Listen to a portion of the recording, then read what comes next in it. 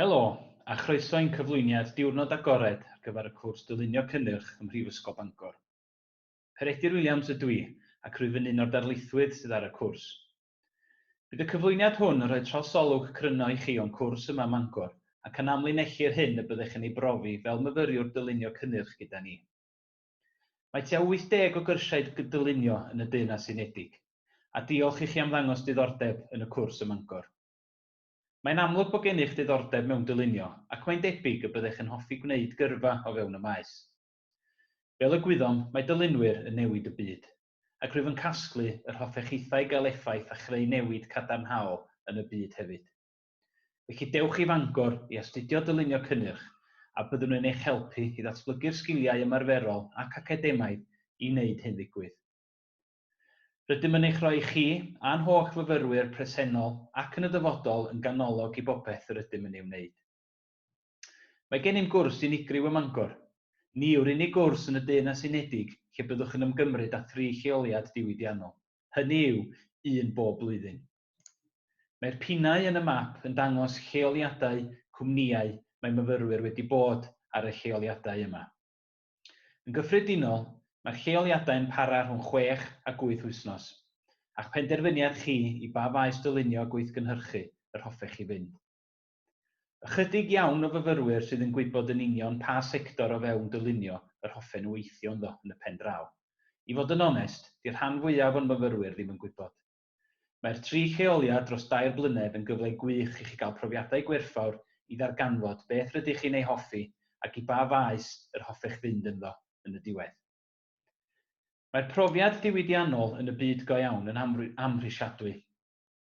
Cewch gyfle i weithio gyda chleiantiaid go iawn a brosiectau go iawn, a fydd yn cael effaith go iawn ar y cwmni a'i cwsmeriaid.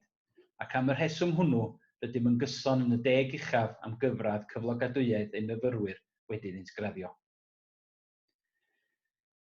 Cwestiwn arall a gawn yn aml yn ystod diwrnodau agored a chyfweliadau yw beth fydda i'n ei wneud yn ystod yr wythnos.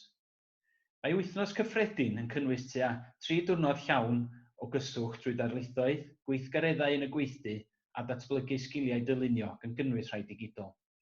Mae sesiwn yn para mawr a hanner ac mae yna 4 sesiwn mewn diwrnod. Mae wythnos nodweddiadol yn cynnwys sesiwn o CAD, ble byddwch yn dysgu SolidWorks, sesiwn ar gyfathrebu graffigol digidol drwy'r meddalwedd Adobe, sy'n cynnwys Illustrator, InDesign a Photoshop. Ceir sesiwn gweithdy lle gewch gyfarwyddyd sydd wedi ddefnyddio'r holl beiriannau a phrosesau o fewn ein gweithdy. Peidiwch â phoeni os ydych yn teimlo nyrfys gan nad ydych chi wedi cael profiadau o'r math yma o'r blaen. Rydym yn cychwyn o'r cychwyn gyda phawb. Rydym yn credu ei bod yn bwysig eich bod yn datblygu eich sgiliau gweithgynhyrchu fel y gallwch prototeipio a phrofi eich cynhyrchion.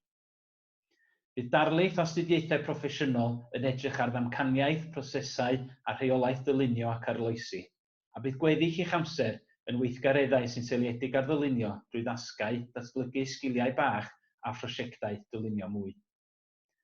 Mae pob un o'r prosiectau a gyflawnir gan ein myfyrwyr yn brosiectau byw. Mae hynny'n golygu ein bod yn gweithio gyda chwmni a i rhedeg y prosiect.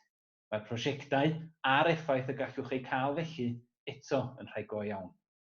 Yr ydym wedi cael myfyrwyr yn cyflwyno syniadau oedd y cwmnïau'n ei hoffi gymaint fel ei bod wedi ei datblygu a'i rhoi ar y farchnad, a llynedd cafodd myfyrwyr eu henwau ar batant. Eleni, bu ein myfyrwyr dylunio blwyddyn gyntaf yn gweithio ar frîff gyda'n partner masnachol Dyma sy'n gyfrifol am frandiau megis Kilner Jazz, Typhoon, Finers a Masons Cash. Y brif oedd i ddylunio cynnyrch neu system a fyddai'n annog plant i fyw bywydau iachach trwy fod yn fwy gweithgar o fewn eu cegin. Fel arfer, rydym yn gorffen y flwyddyn gyda sioe gradd dylunio a chynhadledd dylunio. Ond yn anffodus, ni fydd hyn yn digwydd eleni. Mae'r digwyddiadau hyn hefyd wedi cynllunio'ch gwmpas chi, ein myfyrwyr.